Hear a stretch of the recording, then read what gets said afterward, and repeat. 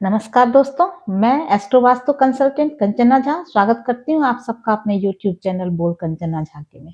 मेरे YouTube channel पर धार्मिक, आध्यात्मिक, सामाजिक, एस्ट्रोलॉजिकल, मोटिवेशनल, वास्तु से रिलेटेड, न्यूमरोलॉजी और पामिस्ट्री से रिलेटेड वीडियो पोस्ट किए जाते हैं। मैं किसी भी प्रकार का भ्रम या अंधविश्वास में ना स्वयं रहती हूँ, ना अपने किसी व्यूअर्स, अपने दर्शकों के दिमाग में कोई अंधविश्वास भरी बातें डालती हूँ, फैलाती हूँ। सीधी और सच्ची बातें करती हूँ। बहुत छोटे छोटे उपाय के द्वारा आपके कष्टों को, आपके परेशानियों को दूर करने का प्रयत्न करती हूँ। मैं बिल्कुल आपके जीवन में कौन सी घटना कब घटेगी, नहीं घटेगी, होगा, नहीं होगा, ये सिर्फ आपकी कुंडली को देखकर, पढ़कर तभी बताया जा सकता है। जो हम अभी बता रहे हैं, ये गोचर के फलों के बारे में बता रहे हैं। तो आपके किस भाव से किस ग्रह का गोचर हो रहा है उसके अनुसार। अब आज हम बताएंगे वृष राशि के बारे में। जोडियक की दूसरी साइन है वृषभ राशि। इसका आकलन करेंगे कैसा रहेगा वृषभ राशि वालों के लिए वर्ष 2025। ये बिल्कुल ही आप इस बात को भूल जाइए कि इस गोचर के फल से ही सिर्फ आपको फल मिलने वाला है, क्योंकि आपके कौन से ग्रह की दशा चल रही है, आपकी कुंडली में वो ग्रह कहाँ पर स्थित हैं, तब सबको मिलाकर ही फल बताया जा सकता है पूर्ण रूपेण। ये सिर्फ गोचर में ग्रह आपको क्या फल दे सकते हैं इसका आकलन है। बहुत इस अवधि में गुरु पूरे 2025 में गुरु, शनि, राहु और केतु चारों ही ग्रह राशि परिवर्तन कर रहे हैं इस वर्ष। इसलिए बहुतों के जीवन पर किसी के जीवन पर बहुत अच्छा प्रभाव पड़ने वाला है, किसी के जीवन में जो बहुत कष्टकारी था अब अच्छा होने वाला है, किसी के जीवन में बुरा कुछ समय कष्टकारी समय आ सकता है, किसी के लिए मिश्रित परिणाम देने वाला है। इस बात का बिल्कुल ध्यान रखें। अब देखिए वर्ष के प्रारंभ में सूर्य आपके भाग्य भाव और फिर मिड जनवरी से लेकर मिड फरवरी तक और फिर मिड फरवरी से मिड मार्च तक आपके दसम भाव में रहेंगे, फिर आय भाव में जाएंगे। एक एक महीने हर राशि में वो रहते हैं और पूरे वर्ष में पूरे 12 राशियों का चक्कर लगाते हैं। तो अच्छे भाव में रहेंगे तो अच्छा फल देंगे, अच्छे भाव से गोचर करेंगे तो, और जहां उनकी पूर्ण दृष्टि पड़ेगी उसका भी फल देंगे।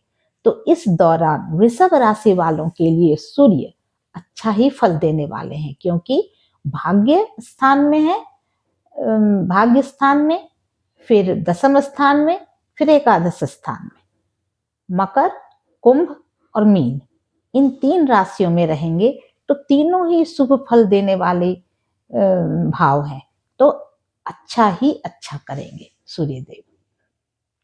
इसके बाद ये हो सकता है कि व्यवसाय से संबंधित कोई यात्रा करनी पड़ सकती है, कोई चुनाव आप जीत सकते हैं अगर राजनीति में हैं तो, कोई अच्छा पद मिल सकता है आपको सरकार से रिलेटेड अगर है आप संबंध रखते हैं तो, प्रशासनिक सेवा में हैं तो पोस्टिंग आपके मनोनुकूल होगी, आपका प्रमोशन भी हो सकता है। अगर आपने कोई गवर्नमेंट से रिलेटेड कोई कॉम्पिटिटिव एग्जाम दिए हैं तो इस समय आपका मन पूरा हो सकता है, सक्सेस मिल सकती है। अब देखते हैं मंगल। मंगल नीच अवस्था में आपके 3rd हाउस में पराक्रम भाव में विचरण कर रहे होंगे कुछ समय तक, कुछ मास तक, 45 दिनों तक ही ये एक राशि में रहते हैं। अभी मिथुन राशि में वक्री अवस्था में है, पुनः कर्क में आएंगे तो तब आपको इसका फल थोड़ा बुरा मिलेगा, विशेषकर शारीरिक शक्ति को छीन करेंगे क्योंकि वो पराक्रम भाव में नीच के मंगल हो जाएंगे। तो शारीरिक शक्ति को छीन करेंगे, आपके बल को छीन करेंगे, आपके मानसिक दुर्बलता लाएंगे। भाई बहनों से, विशेषकर छोटे भाई बहनों से बहुत मनमुटाव रहेगा। इसके बाद देखते हैं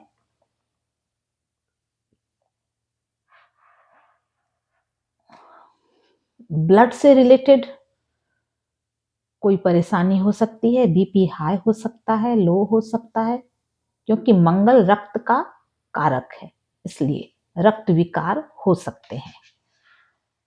और अपने धन को व्यर्थ में खर्च ना होने दें। लेकिन अगर आप थोड़ा सा भी अगर आप अनुभव करें कि आप बीमार हो रहे हैं, तो आप किसी इसमें ना पड़े कि अरे छोटी मोटी चीजें हैं, ये तो ठीक हो जाएगी। नहीं, वो रोग को पनपने ना दें और डॉक्टर से सलाह लें, क्योंकि आपके शरीर पर इसका बहुत ज्यादा नीच के मंगल का असर होने वाला है। अगर पहले से ही आपके कुंडली में नीच का मंगल है, तब तो ये उस प्रभाव को और भी अधिक बढ़ाने वाला है। अदालती निर्णय आपके फेवर में बिल्कुल नहीं होंगे, क्योंकि ये यहां से आपके छठे हाउस को देख रहे हैं। तो लड़ाई झगड़े को भी ज्यादा मारपीट में ना बदलने दें, इस बात का ध्यान रखें। दबंग लोगों से पंगा ना लें, वर्क प्लेस में विशेषकर, क्योंकि वर्क प्लेस पर भी और भाग्य स्थान पर भी इनकी नीच के मंगल की दृष्टि रहेगी। अब गुरु का गोचर देखते हैं। वृषभ राशि वालों के लग्न पर से गुरु का गोचर हो रहा है। तो अगर मंगल आपका बुरा कर रहे हैं, तो गुरु आपको शक्ति देंगे उससे उबरने का। पूर्ण दृष्टि से सप्तम हाउस को देख रहे हैं। तो जिनका विवाह नहीं हुआ है, बहुत जल्द उनका विवाह तय होने वाला है वृष राशि वालों के लिए, क्योंकि सप्तम हाउस एक्टिवेट हो रहा है आपका। पंचम हाउस भी एक्टिवेट हो रहा है। तो जो प्रेम संबंध में है, प्रेम विवाह करना चाहते हैं, अगर उनकी कुंडली में प्रेम विवाह के योग हैं, तो ये विवाह प्रेम आपका विवाह में परिणत हो सकता है। जिम्मेदारी बढ़ेगी। ये ऑब्वियसली अगर कर्तव्य बढ़ेगा तो जिम्मेदारी भी बढ़ेगी। अधिकारों के प्रति अगर आप सजग हैं, तो जिम्मेदारी लेने से भी पीछे ना रहें। नए अवसर मिलेंगे, रोजगार के प्रमोशन मिल सकता है। लाइफ पार्टनर के व्यवसाय में पूरी वृद्धि होगी, क्योंकि 7th हाउस आपके लाइफ पार्टनर का है और आपके व्यवसाय का भी है। तो आपके व्यवसाय में वृद्धि होगी। भाग्य भाव पर दृष्टि होने से भाग्योदय होगा, सफलता मिलेगी। विद्यार्थियों को भी, नौकरी पेशा लोगों को भी, बहुत दिनों से जो बात आपकी किस्मत में लिखी है और नहीं पूरी हो रही थी, वो पूरी हो जाएगी। अब देखते हैं शनि का। शनि आपके 10th भाव यानी कुंभ राशि में गोचर कर रहे हैं, और 29 मार्च के बाद वो आपके मीन राशि यानी आय भाव, इच्छा पूर्ति के भाव से विचरण करेंगे। तो अभी शनि का गोचर आपके लिए बहुत ही अच्छा फल देने वाला है, शुभ फल देने वाला है। और ऐसे भी वृष राशि वालों के लिए शनि अच्छा ही फल देते हैं, क्योंकि वो 10th और भाग्य भाव के स्वामी होते हैं। अब देखते हैं, आगे बढ़ने के कई आयाम खुलेंगे, अपॉर्चुनिटीज मिलेगी, उसको ग्रैब करने की जरूरत है, उस पर अमल करने की जरूरत है। पीछे ना रहें, अवसर मिल रहा है तो उसे पकड़ लें। आपकी इच्छा पूर्ति के स्थान पर अर्थात आय भाव से शनि का गोचर व्यवसाय में तरक्की देगा, बरकत देगा और आय के नए नए आयाम खुलेंगे। अगर आप अविवाहित हैं, तो मैंने पहले ही कहा कि विवाह तो होगा ही होगा इस वर्ष। अगर आपका 7th हाउस को अगर शनि और ये दोनों ही एक्टिव कर रहे हैं ना आपके लगन को, कि शनि आपके अभी कुंभ में है, विवाह वो आपके 7th हाउस को और 3rd हाउस को, लग्न को, दोनों को एक्टिवेट कर रहे हैं। और गुरु भी आपके 1st हाउस और 7th हाउस को एक्टिवेट कर रहे हैं। तो विवाह तो इस वर्ष आपका होना ही होना है। घर में किसी वजह से टल जाए तो अलग बात है। ग्रह गोचर बिल्कुल अनुकूल है। अगर आप प्रशासनिक अधिकारी हैं तो चुनाव में जीत होगी।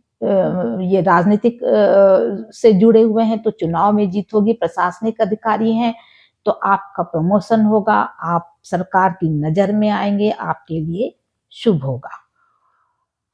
ये तो हो गई। शेयर मार्केट से भी आपको अच्छी आय मिल सकती है। तो ये हो गई वृष राशि वाले जातकों के लिए कैसा रहेगा वर्ष 2025। अब आप देखिए, इसमें भी ज्यादातर शुभ फल मिलेगा आपको, लेकिन एक नीच का मंगल आपके पराक्रम भाव है तो शारीरिक दुर्बलता, शारीरिक परेशानी दे सकता है। अब आप हर चीज को अगर आप कहेंगे सब कुछ मुझे ही मिले तो ऐसा नहीं होगा ना। किसी को कुछ मिलता है, किसी को कुछ मिलता है दुनिया में। आप देखिए, चींटियां जो है ना, वो सोती नहीं है कभी, पूरे जीवन वो कभी सोती नहीं है। तो उनको क्या है, उनको सपने नहीं आते हैं।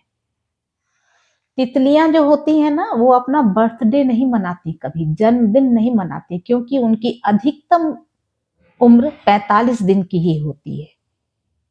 जो पिग्स होते हैं ना, वो सिर उठाकर कभी सूर्य और चंद्र को नहीं देख सकते, उनको पता ही नहीं है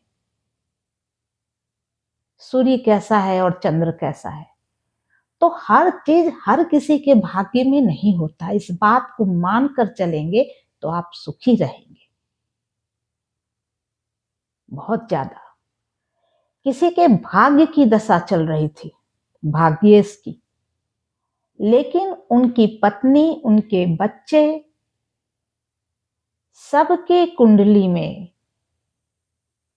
बच्चों की कुंडली में शनि सूर्य को देख रहे थे और पत्नी के कुंडली में 4th हाउस पर शनि गोचर कर रहे थे, मतलब कुंभ राशि में, और उनके पति की का इंतकाल हो गया। तो सिर्फ आपकी नहीं, आपके अपने जो घर वाले हैं, आपके पति, अगर आप स्त्री हैं तो आपके पति, आप पुरुष हैं तो आपकी पत्नी, आपके बच्चे, सबका कुंडली का प्रभाव एक दूसरे पर पड़ता है। इसलिए ज्यादा दुखी मत होए किसी बात से, और ना ही ज्यादा खुश होने की आवश्यकता है। तटस्थ रहे, न्यूट्रल रहे, जिंदगी में सब आना जाना लगा रहेगा। अगर आप मेरे